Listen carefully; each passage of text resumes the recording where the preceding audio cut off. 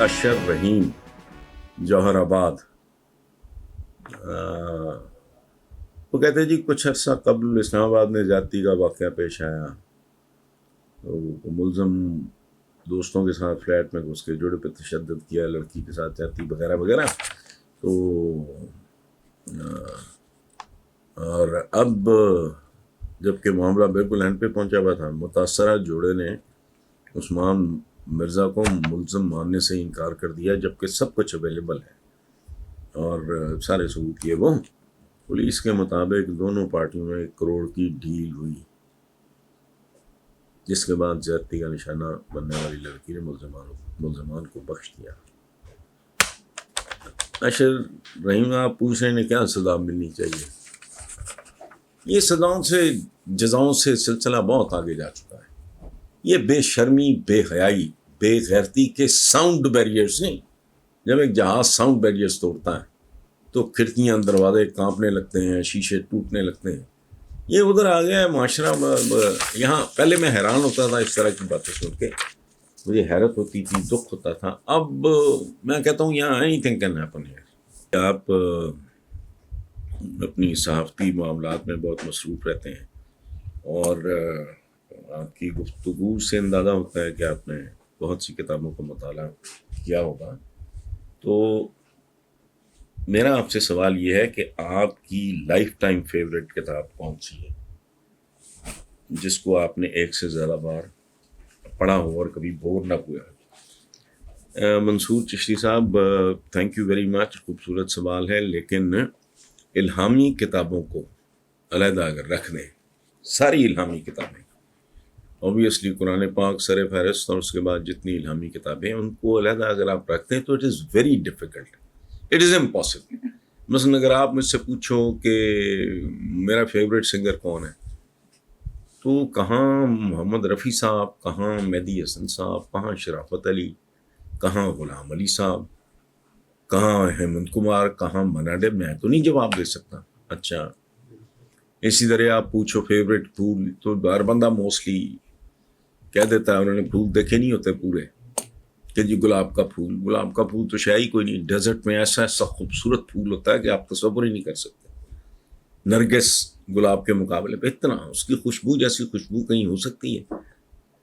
یہ پھولوں کی طرح ہیں کتابیں، یہ خوبصورت آوازوں کی طرح ہیں. یہ بہت مشکل ہے. یہ آپ کے جیسے آپ کے بزرگ ہوں، باپ دادا، یا آپ کے بچے ہوں، جیسے کچھ لوگوں کے کم کچھ کے زیادہ ہوتے ہیں، اس میں اٹس ویری ڈیفیکلٹ ٹو سے کہ کون سا. اب اچھا، جہاں تک میرا تعلق ہے، میں ہسٹری بھی پڑھتا ہوں، ریلیجنس جو ہے ان پہ بہت زیادہ پڑھتا ہوں. پوئٹری، میں خود پوئٹ ہوں، صاحب دیوان آدمی ہوں، تو لیکن میرا زیادہ فوکس چونکہ پروز پہ رہا. تو اس طرح جو ماڈرن سائنسز ہیں ان کے بارے میں فلسفہ ہے، یہ وہ سارا، تو اس میں آبیتیاں ہیں، مثلا بایوگرافیز ہیں. اب ظہیر الدین بابر کی جو بایوگرافی ہے، جسے بیسیکلی کہتے ہیں وقائع بابر، اتس کے بابری، تو فارسی ترجمہ انہوں نے کیا تو عنوان رکھا، اس کا نام ہے وقائع بابر. اب اس کا موازنہ مطلب دنیا کے بہت سارے، میں نے بش کی پچھلے چند مہینے پہلے اس کی پڑھی میں نے بایوگرافی، کوئی مقابلہ نہیں ہے آپس میں. وہ کس صحت کا آدمی، وہ کس صحت کا آدمی، ٹھیک ہے. اسی طرح میں نہیں اس کا جواب دے سکتا. اور دوسرا میں آپ کو ایک عرض کروں، جو ہم جیسے لوگ ہوتے ہیں جن کو پڑھنے کا لت لگی ہوتی ہے، باقاعدہ ایڈکشن ہوتی ہے کتاب کی، تو ان کا اس بہت زیادہ انحصار موڈ پہ بھی ہوتا ہے، اسٹیٹ آف مائنڈ پہ بھی ہوتا ہے. یہ جس طرح آپ کا موڈ ہے، اسٹیٹ آف مائنڈ ہے، اسی طرح کی آپ کتاب اٹھا کر. میرا ایک پرابلم ہے فنی، میں نہیں اور کسی کو جانتا جو اس طرح کرتا ہوں. میں ایک وقت میں 3 4 کتابیں پڑھ رہا ہوتا ہوں، ٹھیک ہے. یہ ہے اس وقت الٹی کر کے رکھی ہوئی ہے، یہ سری پرکاش صاحب کی کتاب ہے یہ پاکستان میں پہلے آپ سفیر سمجھ لیں، آپ ہائی کمشنر ہندوستان کے تھے، ان کے بابائے قوم کے ساتھ بھی تعلقات تھے ذاتی، ان کے نوابزادہ لیاقت علی خان اور بہت سے لوگ. کیا کرے آدمی، اتنا کچھ ہے. یہ بڑی آپ کہو کہ کون سا وہ جو میں نے پہلے مثال دی، کون سا رنگ پسند ہے پتہ نہیں. مجھے کالا بھی پسند ہے اور سفید بھی پسند ہے. اگر آپ مجھے کہیں لائن ڈرا کرو، میں نہیں کر سکتا. تو اب میں معذرت خواہ ہوں، میں اس سوال کا جواب دینے کے قابل ہی نہیں. شکیل فاروقی صاحب ہمارے کیپٹل سے، ہمارے دارالحکومت سے، جسے عام طور پہ بہت سارے معصوم لوگ، سادہ لوگ دارالخلافہ کہتے ہیں، بلکہ ایک چینل نے تو ہے عجیب و غریب سا لگایا ہوا ہے کہ دارالسلطنت. تو میں ویسے ہم ہی وضاحت کر دوں، بچوں کو پتہ لگ جائے جو ینگسٹرز ہیں، اسلام آباد دارالخلافہ نہیں ہے، نہ دارالسلطنت ہے، یہ صرف ایک دارالحکومت ہے. دارالسلطنت وہ ہوتا ہے جہاں سلطان بیٹھتا ہو. تو یہاں کوئی سلطان نہیں ہے، الیکٹڈ تھا بندہ بیچارہ، پہلے بھی ایسے ہی تھا. دارالخلافہ اس کو کہتے ہیں جہاں خلیفہ امیر المومنین ہے. تو ہمارے یہاں وہ بھی نہیں ہے، اس لیے یہ دارالحکومت ہے. اچھا، تو بہرحال شکیل صاحب اسلام آباد ہمارے دارالحکومت سے وہ کہتے ہیں جی کہ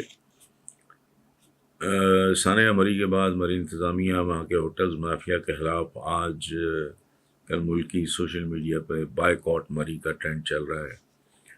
وہ 5,000 والا کمرہ 50,000 وغیرہ وغیرہ وغیرہ، 40 روپے والی بوتل 300 روپے کی، برف میں پھنسی گاڑیاں نکالنے کے لیے 20,000، اور ہیٹر فی گھنٹہ 1,000. اس طرح کا جو ہوا ہے وہ اخباروں میں چھپا ہے، اس کو میں نے کیا ریپیٹ کرنا. اینڈ پہ لکھتے ہیں کہ سر یہ کیا مذاق ہیں کہ مرنے والے یا ان کے لواحقین کو 8-8 لاکھ روپیہ دیں گے. یہ کیا مذاق ہے، یہ کہاں کی گورننس ہے، یہ تو معاشرہ گیا، یہ تو جہنم بن چکا ہے. یہ شکیل فاروقی صاحب بات چوکی سے درست کر رہے ہیں. ایک بات میں زندگی میں بچپن میں بہت زیادہ گیا ہوں مری، اور اکیلا نہیں. ہمارے اسکول کی طرف سے ایک ٹیم جایا کرتی تھی بوائے اسکاؤٹس کی. اس زمانے میں اسکاؤٹنگ کا بڑا عروج تھا، تو ہم ٹینٹس وغیرہ لگایا کرتے تھے، ہمیں کوکنگ سکھائی جاتی تھی، بیڈس کیسے لے کرنے ہیں، یہ وہ سارا اشتراک. تو اس کے علاوہ میرا تو مری سے کوئی لین دین نہیں ہے. لیکن یہ تھوڑی زیادتی ہو رہی ہے، چونکہ وہاں کے ہوٹلز اور کاروبار 100% اہل مری نہیں کر رہے ہیں. بہت سے لوگ ہیں جن کا ادھر ادھر کے علاقوں سے تعلق ہے. یہ جو آپ نے خود غرضی، لالچ، ہوس وغیرہ کی نشاندہی کی ہے، اس میں صرف مری نہیں، پورا ملک انوالوڈ ہے. یہ انحطاط کا میں نے نہیں کچھ چند سال پہلے یہ پیٹنا شروع کیا تھا کہ پاکستان کا مسئلہ جو ہے وہ ڈوبتی اقتصادیات نہیں، ڈوب چکی اخلاقیات کا پرابلم ہے. تو یہ خاص طرح کا ہمارا بے شمار چیزیں جو ڈیلی رپورٹ ہوتی ہیں ان کا تعلق تو مری کے ساتھ نہیں ہوتا، اس لیے وہ تو خیر مناسب نہیں ہے. تو دوسری بات ہے گورننس کی، کہ جس کا ذکر آپ نے کیا ہے، ایک فضا ہے. میں پاکستان کے بارے میں یہ میں پہلے بھی بات کر چکا ہوں. یہ ہمارا جو سماج ہے یہ ایک پرو بدی،